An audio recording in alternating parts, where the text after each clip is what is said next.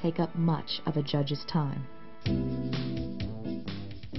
All municipal judges are also magistrates under Texas law. Magistrates are required by Texas Code of Criminal Procedure, Article 2.10, to preserve the peace within their jurisdictions by the use of lawful means, to issue all process intended to aid in preventing and suppressing crime, to cause the arrest of offenders by the use of lawful means in order that they may be brought to punishment. The magistrate must be fair and detached, but does not serve as a referee as much as a quality control officer.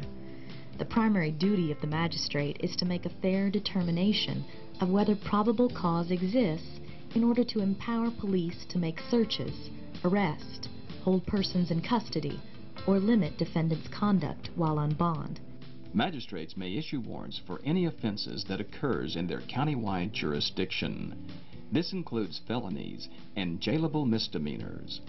The officer desiring an arrest warrant must present the magistrate with an affidavit that contains in its four corners probable cause that a particular defendant has committed a specific crime. Likewise, the magistrate may issue search warrants, also based on affidavits containing probable cause. Municipal courts of record may issue any search warrant. Non-record courts are prohibited from issuing mere evidence warrants. This means they may issue warrants for all kinds of contraband, but not for items that may be seized solely because they are evidence in a crime. Magistrates may also issue temporary, emergency mental commitments.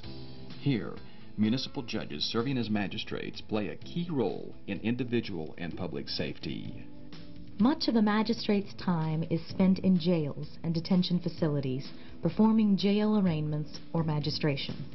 Article 15.17 of the Code of Criminal Procedure requires this procedure on all arrests for criminal charges.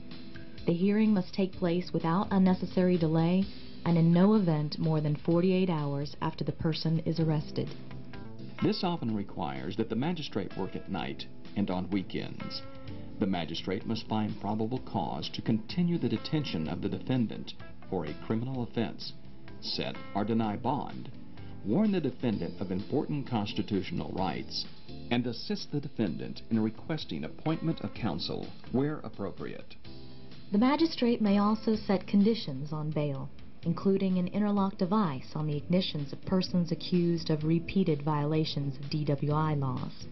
In cases of family violence, the magistrate may also be called on to issue magistrate's orders of emergency protection. These orders prohibit the family violence defendant from contacting or doing further harm to their alleged victims. The magistrate also has a continuing duty to provide examining trials to persons they see in jail. This duty exists on the request of the defendant up until the defendant is formally charged with the offense in a court with jurisdiction of the case. An examining trial is an adversary hearing where the prosecutor must establish probable cause in a trial-like setting. A magistrate may also be called on to give warnings to juvenile offenders before they may give confessions while in police custody.